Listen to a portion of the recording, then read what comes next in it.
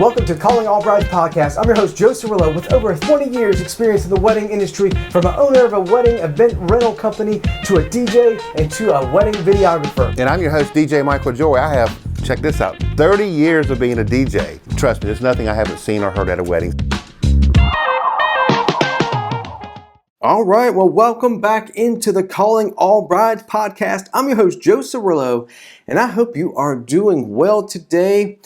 Well, we've got a good episode for you today. Today, we are going to talk about how to choose your wedding day jewelry. That's right, we are going to pull out all the bling for your wedding day and talk about earrings and necklaces and bracelets and everything that is going to sparkle. And, wedding day jewelry is just, it can be such a tradition, from wearing things that somebody special has given you to pretty cool trends that you can find out there. So, now that you've said yes to the dress, it's time to start the process of looking for your accessories. From diamond earrings to pearl necklaces and tennis bracelets, there's so much to consider when it comes to selecting the perfect piece of wedding jewelry. Jewelry and accessories make a dress belong to you. The reality is that they give a personal touch. So this means, of course, that you need to place time and thoughtful consideration into the accessories that you select for your big day.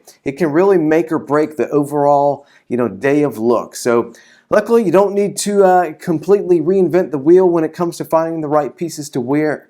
All you need to do is just trust your instincts and lean into your personal style and follow the tips we're about to provide you with, and you will have the perfect wedding day jewelry for your big day. All right, well, let's get into it. So how do you choose your wedding jewelry? Well, it might not be every day that you get to wear a wedding dress. Chances are it's a bit more familiar with you that you're wearing jewelry on a typical day. So you know what works and what you feel most comfortable in. So let that be the baseline for the overall look that you're going to achieve at your wedding.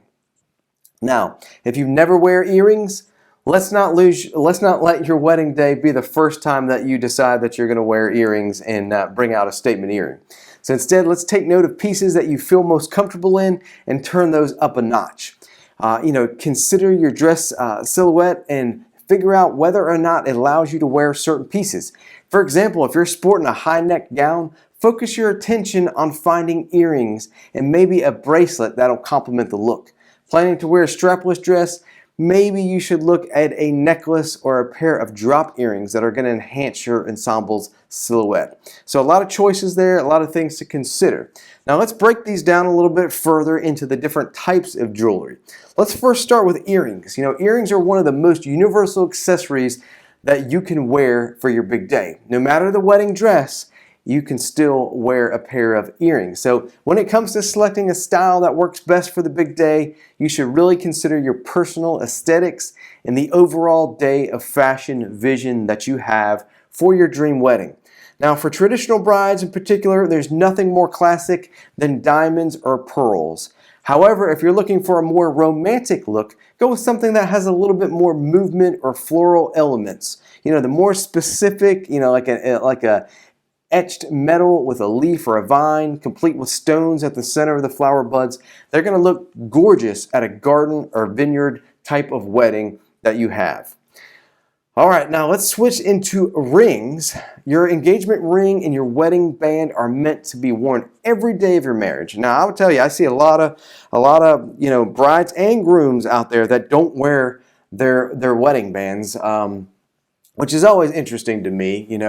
It's a symbol, obviously, of love and commitment to each other. So I always wonder why people don't wear them. I'm sure there are reasons out there, but you should be ready to reflect the personal style you'll want to emulate on your big day. That said, you can wear additional rings if you want to. Just be intentional with those choices. I understand, some people have college rings. They might have other rings that are just important to them. So just, keep that in mind. Be intentional with your choices. If you do decide to wear other rings, but you may opt to make your wedding rings the star of your entire look, which is really what I would recommend. All right, let's shift into bracelets. When it comes to bracelets, think back on outfits you've worn and loved for other formal occasions, maybe other weddings that you have attended. Maybe it's a gala or something like that you've attended, but pick pieces that are similar in vein. A diamond tennis bracelet is a timeless piece for classic brides that will look just as elegant on your wedding day as it will 25 years later. So yeah, just be cautious and think about what you want to do with a bracelet when it comes to your big day. All right, let's talk about necklaces. If you're going to wear a necklace, the general rule of thumb is to pick one that follows your neckline of your dress. V-necks work best with a pennant and chokers, and statement necklaces go better with a strapless and a sweetheart neckline. So no matter the neckline, however, your necklace should sit on your skin, not the dress, if there is skin showing. So yes, necklaces can be beautiful. I love a good pearl necklace, a good choker. They all look really, really good with wedding dresses. Again, you're going to need to pick one that follows your neckline, of your dress. But necklaces definitely really add a sparkle, add a elegant touch, in my opinion, to your big day. All right, let's talk about some additional tips for selecting the right bridal jewelry. Now, if you're still not quite sure where to begin when selecting your jewelry, here's a couple general tips that should inspire your search. Know that you can always switch up things.